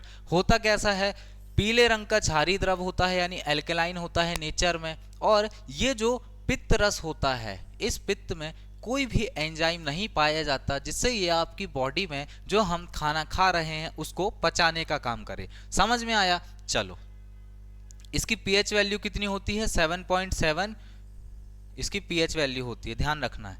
चलो इसके बाद आप देखो, हमारी बॉडी में हर दिन, आप खुद सोचो, पित्त रस की बात कर रहे हैं हम, बाइल जूस की बात कर रहे हैं, कितना ही रिलीज हो सकता है? Something 1 litre per day. यानी जो 1 लीटर की आपकी बिस्लरी की बोतल है, उतना आपकी बॉडी में ये पित्त रस यानी कि बाइल जूस बन रहा है। आप खुद समझो, पर डे यही लिखा है कि प्रतिदिन 700 से 1000 मिलीलीटर तक पित्त बनता है आपकी बॉडी में, समझ रहे हो। और फिर बॉडी से बाहर भी निकलता है, कैसे बताऊंगा आगे चल के। चलो ये समझ में आया, पित्तरस का हमने कंपोजिशन देखा, संरचना देखा। आगे बढ़ते हैं, इसके बाद इस पित्तरस का काम देख लेते हैं। भाई ये पित्तरस क्यों इंपॉर्टेंट है हमारी बॉडी में, उसी चीज को तो मेन देखना है। तो सबसे पहले क्या होता है आपकी बॉडी में जो काइम वाला स्ट्रक्चर है, मैंने आपको बताया था काइम क्या होता है। जब आप चबाकर उसको अंदर निगल लो, अमाशय में जाएगा, HCl के साथ भोजन मिलेगा, तो HCl के साथ मिलने के बाद वो कैसा हो जाता है? सेमी फ्लूइड यानी कि अर्ध तरल टाइप का हो जाता है ना। उसे ही हम क्या नाम देते हैं? काइम नाम देते हैं। अब इस काइम में जितनी भी चर्बी मौजूद होती है, जो नॉन वेजिटेरियन है भाई वो ध्यान रखें, है ना, जितनी भी काइम में चर्बी या फिर फैट मौजूद होता है उसको जल के साथ मिलाकर इमल्शन बनाने का काम करता है। इमल्शन बनाने का काम करता है कौन? आपका यही पित्तरस। पहली चीज ये ध्यान रखनी है। उसके बाद दूसरी बात, अमाशय से जो भी भोजन नीचे की ओर जाता है, तो आप खुद सोचो, अमाशय या फिर जो आपका स्टमक वाला पोर्शन है उसमें HCl प्रेजेंट था, ठीक है, अमाशय में HCl प्रेजेंट था। तो एट द एंड जो आपका काइम था, यानी कि जो अर्ध तरल या फिर सेमी फ्लूइड भोजन था जो आपके अमाशय से नीचे खिसकेगा, वो कहीं ना कहीं कैसा था? एसिडिक था, मतलब एसिडिक इन नेचर था। आपके अंदर जो काइम था, है ना, लिख दूं क्या यहाँ पर? काइम की स्पेलिंग क्या है? CHYME। चलो, CHYME। जो आपका काइम था वो कहीं ना कहीं क्या था? एसिडिक इन नेचर था, यानी अम्लीय था प्रकृति में।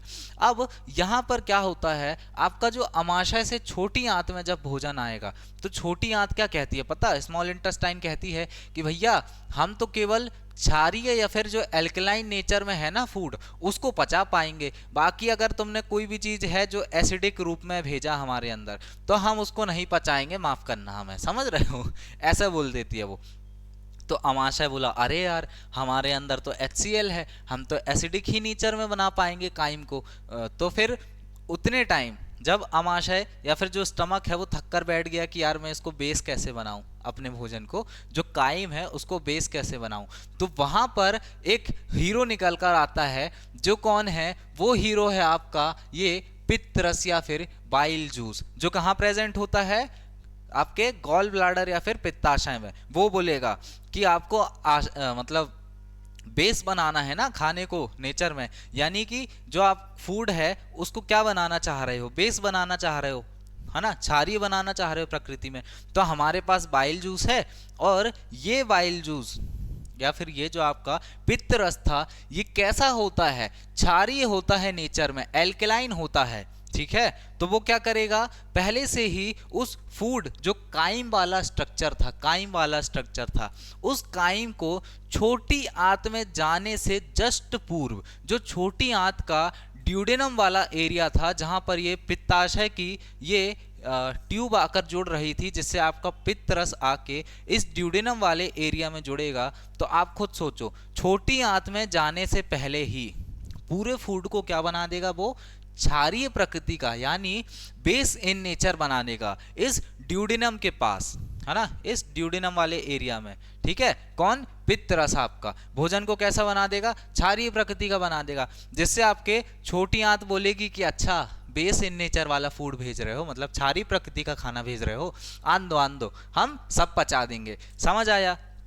तो पित्त रस का मेन यही काम होता है कि क्या करता है? अमाशय से जो भी भोजन आता है छोटी आंत में, उसको क्षारीय बना देता है, ताकि अग्नाशयी रस जो है, आपके जो पैनक्रियाटिक जूस हैं, वो क्या कर सकें? क्रिया कर सकें। एक बात और ध्यान रखना है कि भाई आपका जो पैनक्रियाज है ना, जो अमाशय के जस्ट नीचे साइड में पत्ती जैसा लगा हुआ था, वो अग्नाशयी रस, है ना, यानी पैनक्रियाटिक जूस केवल बेस इन नेचर वाले फूड पर काम करता है। यानी कि अगर अम्लीय फूड उसको मिला, यानी अम्लीय भोजन मिला, एसिडिक नेचर वाला फूड मिला, तो उस पर अग्नाशयी रस काम नहीं करेंगे, यानी कि पैनक्रियाटिक जूस उस पर काम नहीं करेंगे एसिड वाले नेचर के फूड पर।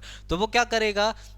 वो बोलेगा, मतलब अग्नाशयी रस भी बोलेगा कि भैया हमें भी बेस इन नेचर वाला फूड चाहिए। समझ में आया? तो वो काम कौन करेगा? भोजन को, अमाशय में आए हुए भोजन को, जो कि प्रकृति में एसिडिक हो गया है, उस काइम को बेस बनाने के लिए पित्त रस या फिर बाइल जूस लीवर के जस्ट नीचे पित्ताशय वाले भाग से रिलीज होता है, और छोटी आंत के ड्यूडेनम वाले भाग में आकर भोजन को कैसा बना देता है? भोजन को क्षारीय प्रकृति का या फिर बेस इन नेचर का बना देता है। समझ में आया? और बेस इन नेचर का जब बना दिया, तो आपका जो अग्नाशयी रस है वो क्या करेगा? बचे हुए काइम वाले भोजन के साथ क्या कर सकता है? जो बेस इन नेचर हो गए थे उनके साथ क्रिया करके उनको और अच्छे से पाचित कर सकता है, डाइजेशन कर सकता है उन फूड का। ठीक है, चलो यही ध्यान रखना है। इसके बाद आप देखो, जो हमारी आंत वाला पोर्शन है, इंटेस्टाइन वाला एरिया है, वहां पर क्रमानुकुंचन गति होती है। भैया आप बोलोगे सर ये जो पेरिस्टेलिसिस मूवमेंट है, ये तो केवल आपके यहाँ ईशोफेगस में पाई जा रही थी, यानी कि ग्रास नली में पाई जा रही थी। नहीं भैया, आपकी छोटी आंत में भी आपके क्रमानुकुंचन गति होती है, जिस जो मतलब आपकी छोटी आंत रेगुलर फैलती और सिकुड़ती रहती हैं, उसे हम क्रमानुकुंचन गति कहते हैं। तो आंत की इसी क्रमानुकुंचन गति को बढ़ाने के लिए, यानी ये क्रमानुकुंचन गति रेगुलर होती रहे, उसके बाद आपके विटामिन के जो है उसके अवशोषण के लिए आपकी बॉडी में जो पित्त रस है ना, उसका होना इंपॉर्टेंट है। ठीक ठीक है, समझ में आया? क्योंकि विटामिन के को हम डायरेक्ट एब्जॉर्ब नहीं कर सकते, उसमें कोई ना कोई चीज मिली होनी चाहिए। तो क्या मिल जाता है, ये पित्त रस यानी कि बाइल जूस आकर मिल जाता है विटामिन के में, और दोनों के मिक्सचर को हम क्या कर सकते हैं, एब्जॉर्ब कर सकते हैं। जैसे भैया अकेला चावल नहीं खा पाओगे, उसमें दाल मिलाना पड़ेगा, ऐसे ही वो जो चावल है वो क्या है, विटामिन के, ऐसा समझो। और जो दाल मिला जिसके कारण टेस्ट आया और फिर हमने उन दोनों को खाया, वो दाल क्या है, वो है ये पित्तरस यानी कि आपका बाइल जूस। जब इन दोनों को मिक्स करेंगे तो हम आसानी से खा सकते हैं। ऐसे ही आपका आंत क्या करेगी, विटामिन के को पचाने के लिए, है ना, बाइल जूस आपका मिलाती है। और क्रमानुकुंचन गति यानी कि पेरिस्टालसिस मूवमेंट के लिए भी इंपॉर्टेंट होता है यही आपका बाइल जूस। चलो आगे बढ़ते हैं। अब आप देखो, कुछ आपको छोटा सा रोग ध्यान रखना है, किससे रिलेटेड, आपका जो ये है क्या बोलते लीवर है, उससे रिलेटेड। देखो, अगर आपकी यकृत की कोशिकाएं जो है, लिवर सेल जो है, वो आपके रुधिर से यानी कि रक्त से बिलिरुबिन नामक केमिकल लेना बंद कर दें, ठीक है, ये बिलिरुबिन नामक केमिकल जो है एट द एंड लिवर लेता है आपकी बॉडी से, है ना, और आपकी बॉडी से बिलिरुबिन नामक केमिकल लेकर उसको कन्वर्ट करता है बाइल जूस या फिर पित्तरस में। समझ में आ रहा है, ये कुछ काम वो करता है। लेकिन आप देखो, अगर लिवर इस बिलिरुबिन को रक्त से लेना बंद कर दे तो होगा क्या, आपकी बॉडी में आप देखोगे संपूर्ण बॉडी में बिलिरुबिन फैल जाएगा, क्योंकि भाई जो ब्लड है वो आपकी पूरी बॉडी में है। और जब बिलिरुबिन फैल गया तो आपकी पूरी बॉडी पीली दिखने लगेगी, है ना, और उसे ही हम क्या नाम देते हैं, पीलिया या फिर जॉइंडिस नाम देते हैं। समझ में आया? मैंने बोला भाई आपका लिवर जो है पित्त रस का निर्माण कर रहा है। कैसे कर रहा है, आपकी बॉडी में बिलिरुबिन नामक सब्सटेंस होता है आपके रक्त या फिर ब्लड में, उस ब्लड से उस बिलिरुबिन नामक आपके सब्सटेंस या फिर केमिकल को लेना जब बंद कर दे आपका लीवर, तो क्या होगा, बिलिरुबिन आपकी पूरी बॉडी में फैल जाएगा और आपकी बॉडी पीली दिखने लगेगी। उसे ही हम क्या नाम देते हैं, पीलिया या फिर जॉइंडिस। आपकी बॉडी में ये जो बिलिरुबिन है यही पित्त रस का निर्माण करता है लीवर के द्वारा, ठीक है, मतलब लीवर जो है इस बिलिरुबिन का यूज करके पित्त रस या फिर आपके बाइल जूस का निर्माण करता है। अब अगर ये बिलिरुबिन लेना बंद कर दे, पूरी बॉडी में फैल जाएगा, हो जाएगा क्या, पीलिया या जॉइंडिस। भाई बहुत खतरनाक बीमारी होती है ना, कई बार इंसान इससे जो है ना वो भी हो जाते हैं। चलो आगे बढ़ते हैं। ये तो था आपका क्या, ये था आपका जॉइंडिस, इसको ध्यान रखना है। चलो इसके बाद आप आगे देखो, यकृत जो होता है यानी लिवर जो होता है, अब आपकी बॉडी में दारू को पीने से या फिर जब आप अल्कोहल का सेवन करते हैं तब आपके लिवर पर क्या इफेक्ट पड़ता है। देखो, आपने जब भाई अधिक शराब पी ली तो उससे क्या होगा, आपकी बॉडी का जो यकृत वाला एरिया है, लिवर वाला एरिया है, वहां पर उपापचय क्रिया होंगी, यानी कि मेटाबॉलिज्म एक्टिविटी होगी। लेकिन उसके बाद जो वसा बनेगा, जो फैट बनेगा, है ना, उससे आपका लिवर क्या हो जाएगा, फैटी हो जाएगा। और जब आप अधिक सेवन करोगे अल्कोहल का अधिक कंजप्शन करोगे, तो एट द एंड आपकी जो यकृत है ना, जो लिवर वाला पोर्शन है, मैंने बोला उसमें सर्वाधिक रीजनरेशन होता है, यानी पुनर्जनन की क्षमता सबसे ज्यादा पाई जाती है। लेकिन जब आप अल्कोहल पीते हो ना, तो धीरे धीरे लिवर की ये कैपेसिटी घटने लगती है कि वो अपने आप को रीजेनरेट कर पाए। तो उससे क्या होगा भाई, डैमेज जल्दी हो रहा है, रिपेयर बहुत धीरे हो रहा है, तो एट द एंड क्या होगा, आपका लिवर खराब होने लगेगा, आपके लिवर की जो सेल है वो नष्ट होने लगेगी, है ना। उसके कारण क्या होगा, आपकी बॉडी में धीरे धीरे लिवर में ब्लड का स्त्राव होने लगेगा, यानी ब्लड लीकेज होने लगेगा, और आपके लिवर में स्वेलिंग आ जाएगी। और इसे ही जब आपका लिवर खराब हो, उसकी सेल खुद को रिपेयर ना कर पाए और फिर स्वेलिंग आ जाए, उसे ही हम क्या नाम देते हैं, यकृत का कैंसर या फिर लिवर सिरोसिस नाम देते हैं। ठीक है, ये चीज आपको ध्यान रखना है। क्यों होता है भैया लिवर सिरोसिस, ज्यादा अल्कोहल का कंजप्शन करो, आपके जो लीवर या यकृत में पुनर्जनन या फिर रीजनरेशन का प्रोसेस है वो बहुत स्लो हो जाएगा, और उसके कारण क्या होगा, आपका जो लीवर है वो धीरे धीरे डैमेज होना चालू हो जाएगा, उसमें ब्लड रिसने लगेगा और स्वेलिंग आ जाएगी, और फिर फैटी लीवर पहले होगा आपका। फिर फैटी लीवर होने के बाद, इसलिए आप देखो जो भी अल्कोहल कंजप्शन करते हैं ज़्यादातर उनका पेट बाहर आने लगता है, क्योंकि उनका फैटी लीवर हो जाता है, समझ रहे हो।